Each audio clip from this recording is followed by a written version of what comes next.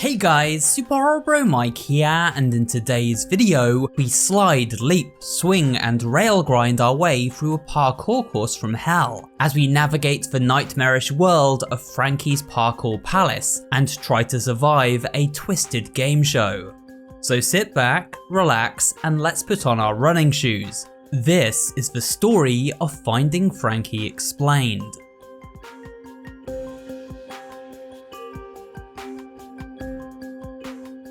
Finding Frankie begins with a shot of a supermarket shelf lined with various cereal boxes. One of the cereal brands is Frankie's Frosted Flakes. We then see a shot of the factory production line, where a worker marks a Frankie box with the word contestant. A videotape is then slipped inside the box. We next join a character who seems to have purchased 769 boxes of Frankie's cereal to try and procure one of these secret tapes. It turns out the tape contains an invitation for its recipient to take part as a contestant on Frankie's elusive game show, which has a first prize reward of $5 million. And so our character takes their proverbial golden ticket and sets off to make themselves rich and famous by winning Frankie's game show, which takes place on the premises of Frankie's Parkour Palace. If you're watching this video, it's your lucky day! 4 lucky people from around the world have been brought here to the world's largest indoor trampoline, water, and parkour park. With over 3 stories of action-packed parkour obstacle courses, this is going to be a game show you won't ever forget! Upon their arrival, after watching a brief introductory video where the stakes are laid out, our contestant is tasked with dressing up in a wacky rabbit costume, which will hide their identity from the world as they take part in this live-streamed event. In this preparation room, we can see a map of the Parkour Palace, as well as the 3 iconic characters associated with the Frankie brand: Henry Hotline, Frankie, and Deputy Duck, all of whom will meet in short order. The contestant is then tasked with repairing a circuit box to access the next area. Repairing these circuit boxes is a key part of Finding Frankie's gameplay, allowing players to access various areas throughout the game. Through the shutter door is a race line, where 3 other contestants stand by ready to sprint to the finish.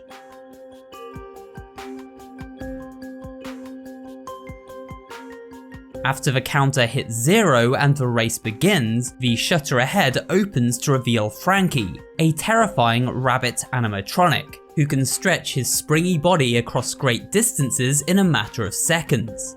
Frankie begins to mercilessly kill the contestants, except for our protagonist, who manages to slip past and through the open shutter, which then seals behind them.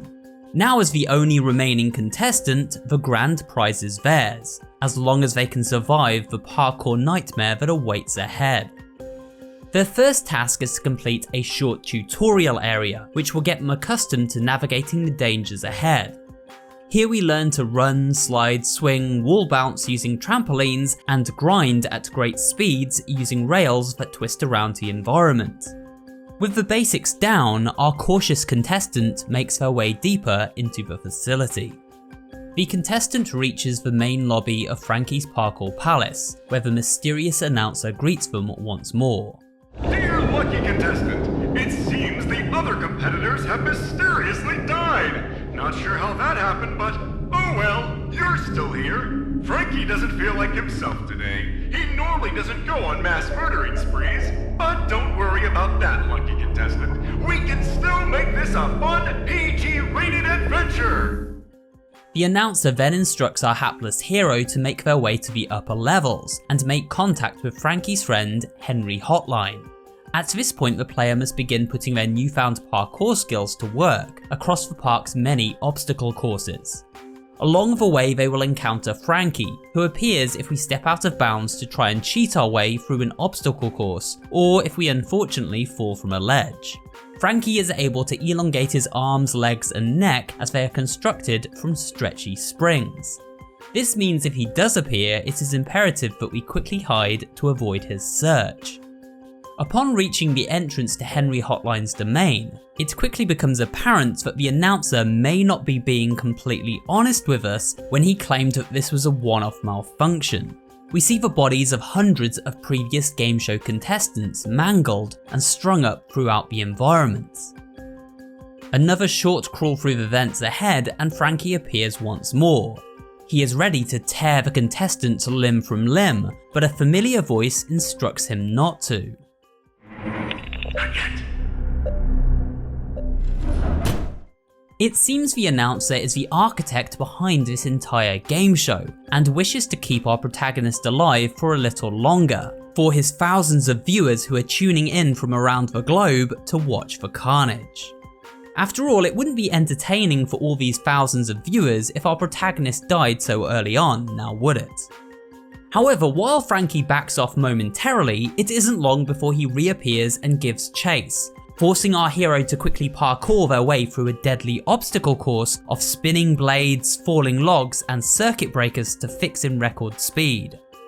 After leaping down an escape chute, the announcer speaks to our contestant over the intercom, apologizing for their close encounter. That sure was a close one. I apologize, that was poorly planned on my part, but it was certainly entertaining. You know what? This is actually a good thing. Deputy Duck's area isn't too far from here. You visit.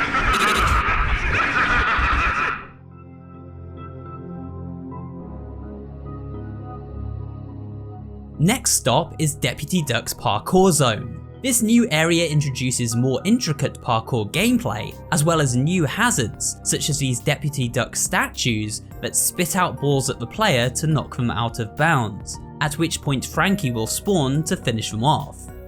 After surviving this parkour zone, the contestant reaches Deputy Duck's jailhouse, where we see Henry Hotline on the most wanted board. It seems as something of a fictional feud between this duck and the phone. Also in this room is a portable hand unit themed around Deputy Duck. It's pretty aggressive and seems to have a life of its own, but nothing a quick blow to the head won't sort out. With Deputy Duck now in hand, our protagonist can use its two nifty features. The first is a flashlight of sorts, highlighting dark corners of the environment, while the second use is a radar, which pings points of interest such as circuit breakers used to unlock doors. Using the Deputy Duck hand unit, our contestant is able to make their way through the vents leading to Henry Hotline's lair, finally coming face to face with this unhinged character. The ringing, it won't stop! It never stops! You did this to me! It hurts! The objective here is to ring 6 telephones, which in turn open up a back room where a lever can then be thrown to unlock the exit at the other side of the maze. As we rush around in search of phones to ring, Henry tracks our every move, and if we're not careful to evade him, wrings our neck. Pun intended. After leaving the maze, the contestant tries to crawl through an air duct to escape Henry. In the process, they drop the Deputy Duck hand unit, which is then trampled underfoot as Henry gives chase. A lengthy parkour chase sequence ensues. At the end of this chase, we manage to rewire a circuit breaker and escape into the safety of a nearby bathroom. However, if we return to the now sealed door, we can hear the sounds of Henry Hotline pleading for Frankie to spare his life.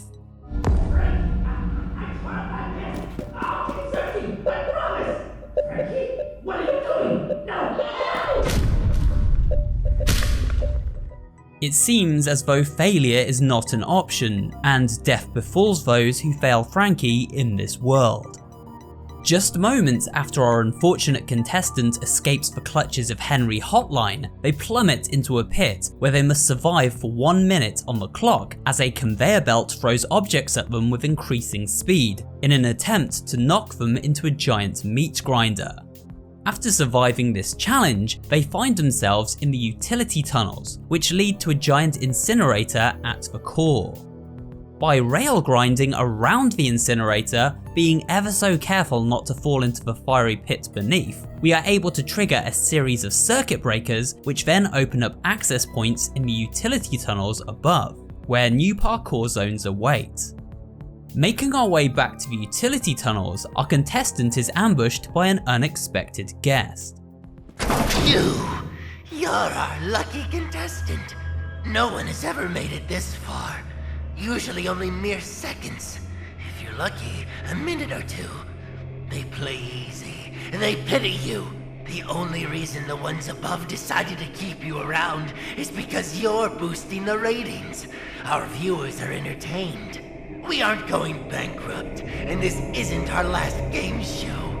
As soon as you're eliminated, 4 new cereal boxes will be sent out all around the world, sitting and waiting for its lucky contestant, just like you. Henry Hotline explains that the mysterious higher-ups running this twisted game show have kept our protagonist alive because their survival has boosted the ratings. The show is more popular than ever.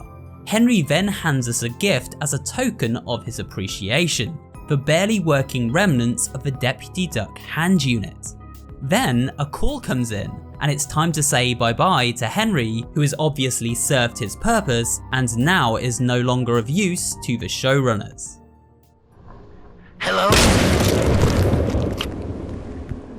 Hello, no one is available to take your call. Please leave a message after the tone.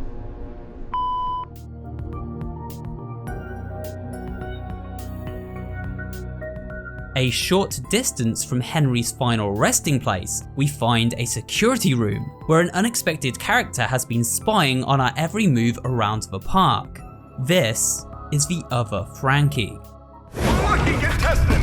What a surprise! Don't worry your mask-covered head. I'm the real Frankie, and totally not a lazily written plot device to add a twist to the story to keep our viewers entertained so we can avoid going bankrupt. Authorities have discovered 3 dead bodies on the premises of Frankie's Parkour Palace, who seem to be 3 of the 4 unfortunate contestants chosen to participate in the company's last game show before bankruptcy. 1 contestant seems to still be on the premises and potentially alone. Well, now that pleasantries have been exchanged, you have a journey to continue. I'll set you on your path. Go towards the last remaining elevators and I'll guide you from there. The other Frankie, as he is known, seems quick to try and hide the truth behind his murderous game show from our contestant, despite it being painfully obvious to all of us by now. It seems law enforcement are investigating the illegal livestream and the deaths of past contestants at the hands of the shady Frankie organisation. It also seems as though the company is facing bankruptcy, and that this livestream is their last chance at making a comeback. Within this security room we can see a whiteboard where other Frankie has been keeping track of events as well as planning future ones. The show seems rigged and staged to a degree, with careful planning to keep our contestant alive, at least for now.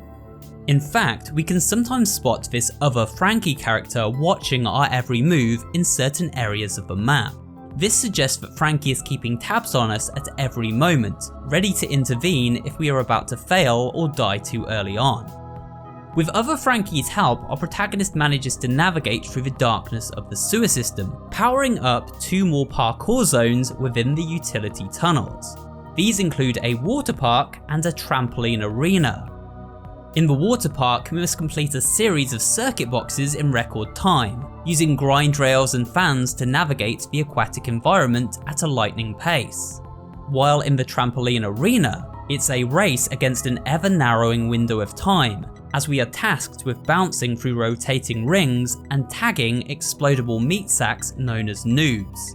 These are basically more like volatile versions of the minions from Despicable Me, and explode upon touch.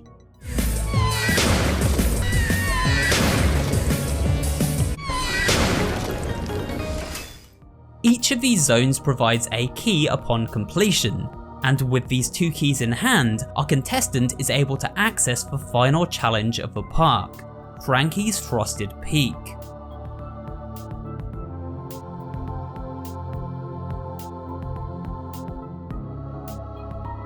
Frankie's Frosted Peak is a multi-level obstacle course that uses every trick in the book to challenge the player as they attempt to scale it against the clock. a sea of deadly toxic slime rises up behind them while scaling this monstrous peak.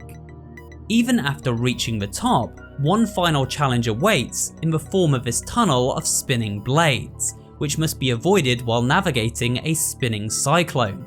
It's a tough and brutal final test of might. But wait, there's more. After scaling the mountain and avoiding being mulched in the buzzsaw tunnel, our contestant reaches a new level of the parkour palace with a final challenge in store, this one titled Hexa Havoc. Standing on a hexagon in the middle of this area causes the player to plummet down into a pit below. For a moment they are saved by other Frankie, but he is quickly attacked and thrown to one side by the deranged evil Frankie, who follows our hero down into the obstacle course below. Hexa Havoc requires us to stay on each level for as long as possible.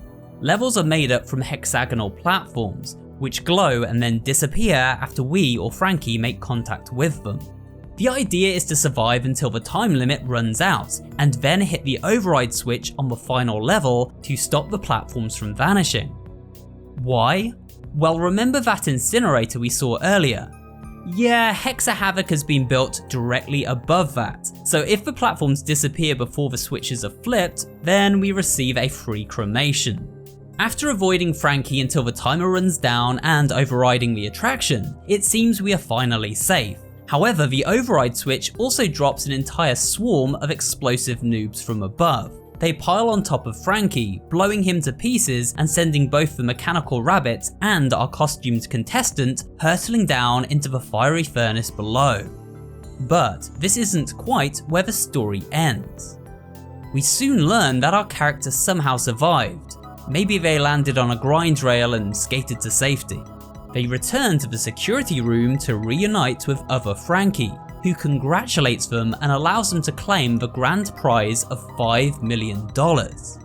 But just as they are about to claim their spoils, Frankie, or at least the shady person voicing him, explains how the ratings for the show have never been higher, how our character's survival has renewed them for season 58, and how $5 million is just the tip of the iceberg for money they could potentially make in the future if they stuck around.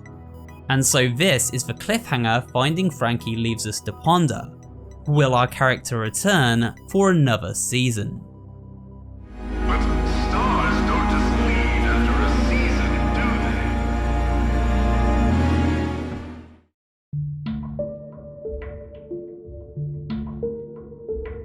they? So with the basic story explained, what more is there to say about the world of Finding Frankie? Surely the biggest remaining question would be to ask who is behind Frankie's game show. Who are the people responsible for sending out these mysterious videotapes and alluring consumers of the Frankie's Frosted Flakes cereal into becoming unsuspecting contestants of the show?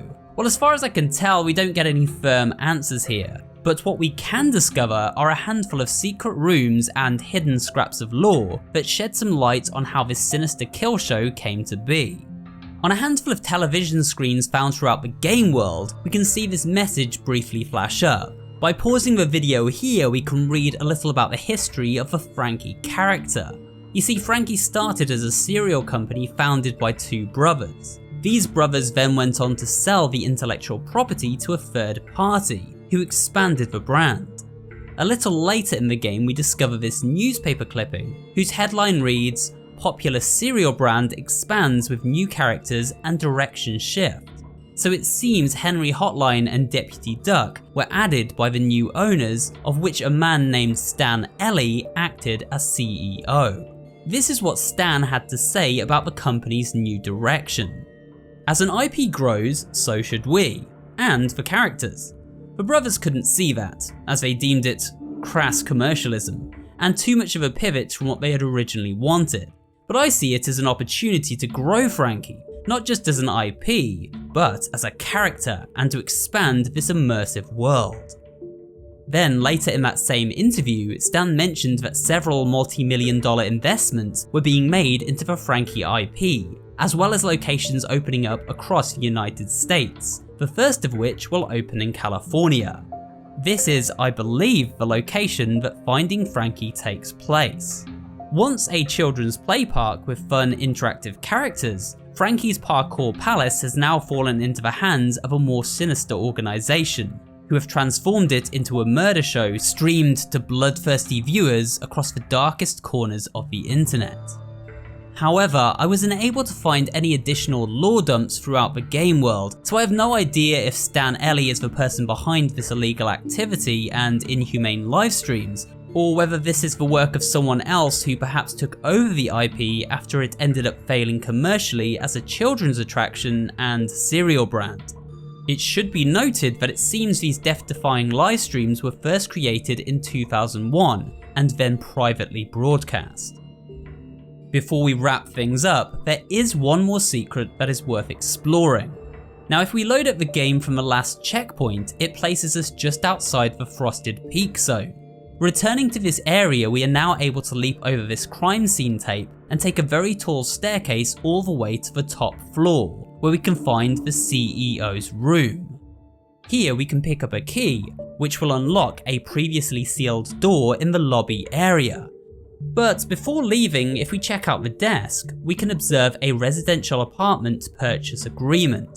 On this purchase agreement, a handwritten note reads, "Apartment done, everything changes."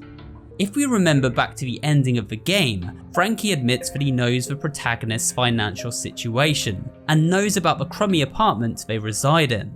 But let's be honest with ourselves for a second, contestant. We need each other. Especially you. I mean, look where you live. And you've helped us. Having a privately streamed and funded show isn't the easiest thing in the world. And then, on the verge of bankruptcy, you came along.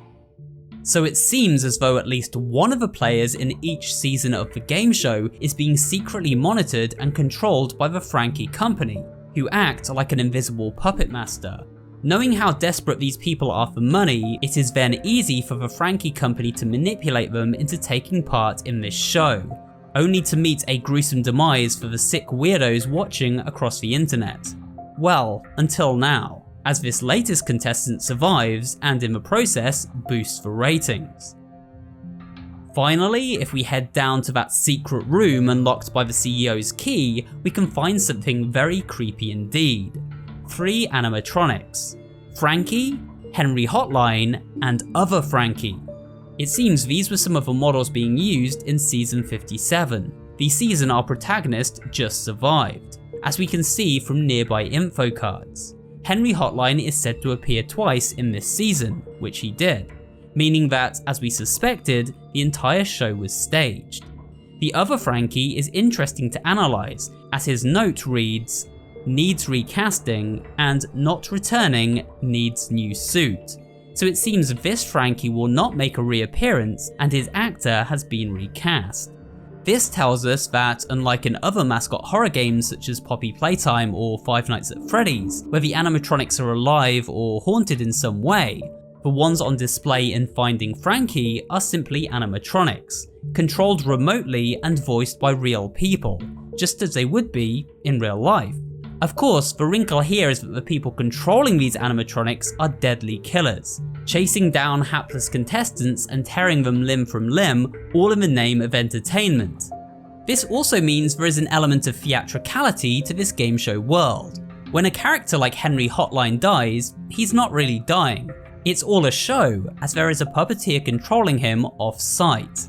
Unless, of course, there's a meta level here where the puppeteers themselves are killed if their animatronic dies in the show.